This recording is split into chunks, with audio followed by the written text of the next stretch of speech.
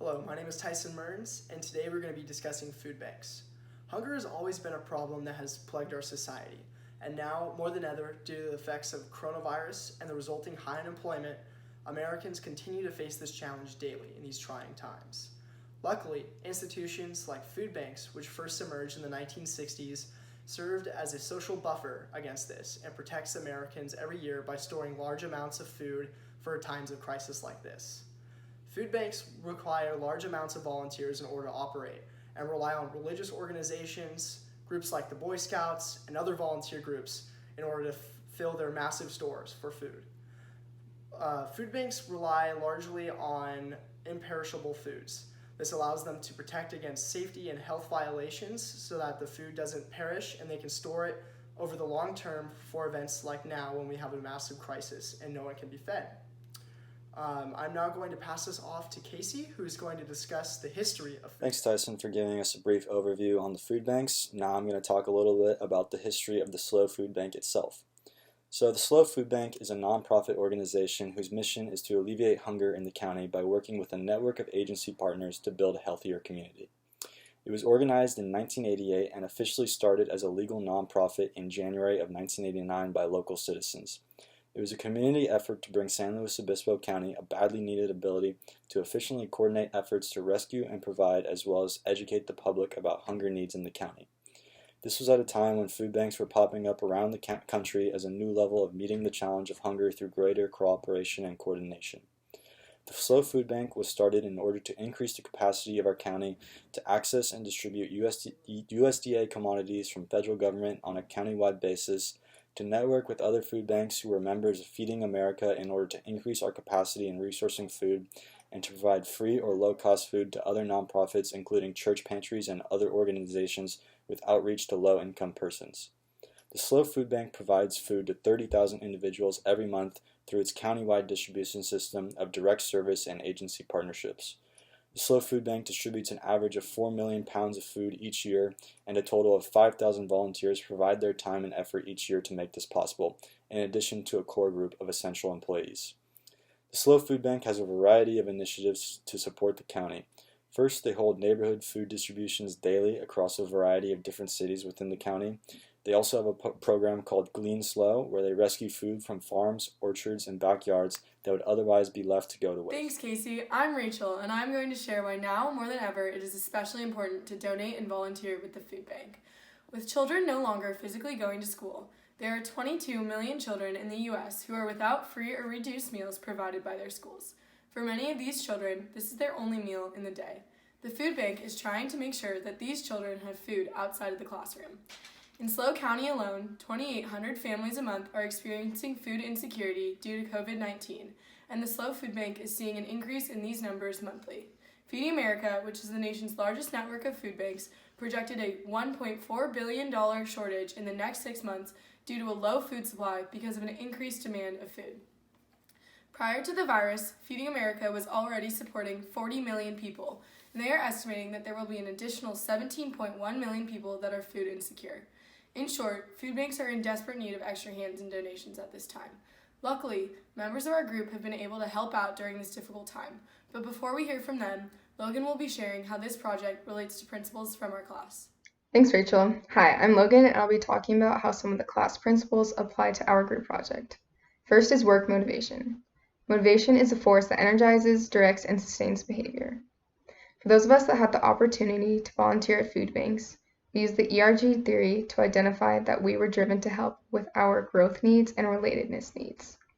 This then translated over into organizational power and politics, because we noticed that in our volunteer experiences, we always had a super energized group leader that used their referent power and expert power to orchestrate our group activities.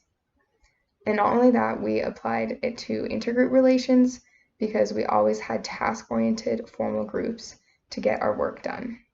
Now on to Carson with more applications. Thank you, Logan, for discussing those topics. I will be discussing the importance of leadership and communication in food banks. Leadership and communication are two of the most important traits to have when organizing an event. This is why we discussed these two topics thoroughly in class. Leadership and communication are crucial to the success of food banks. Leadership is important as someone in the community has to step up in order for food banks to run right. This person must collect donations as well as take them to the food banks where they are stored and then help distribute them. Now, a leader also has to have proper communication skills. If a leader has good communication skills, there will be less questions about where to donate and how to donate, and this, as a result, will end up with more donations. Now, I believe that a communicator should have the skills of Sniff from the book Who Moved My Cheese. Sniff was well adapted to change, and this is crucial to have during these times of the coronavirus. If a leader and organizer can adapt to change during the times of the coronavirus, this will help things function more smoothly, get more donations, and as a result, help more people. Now on to Joey, where he will be discussing one of his own experiences with a food bank. This past week, I had the opportunity to volunteer at the San Luis Obispo Food Bank. We were tasked with packing grocery bags that were going to be sent out to the families who were going to be receiving the food. The bags contained potatoes, carrots, onions, various greens, and some fruit. Pretty early on in the day, I decided to change the layout of one of the stations to increase the efficiency, and it seemed to work out pretty well. Other than that, the tasks were pretty simple. Once we were done packing the produce, we moved on to a different station where we were going to be packing bags for the homeless. The warehouse was really well organized, and moving around station to station was no problem at all. Seeing the small amount of food that was supposed to be lasting these families a week really opened up my eyes to realize how fortunate I am. Sometimes it's easy to get caught up in the minor inconveniences that I face in my life, but it's important to keep in mind that others are often less fortunate than myself.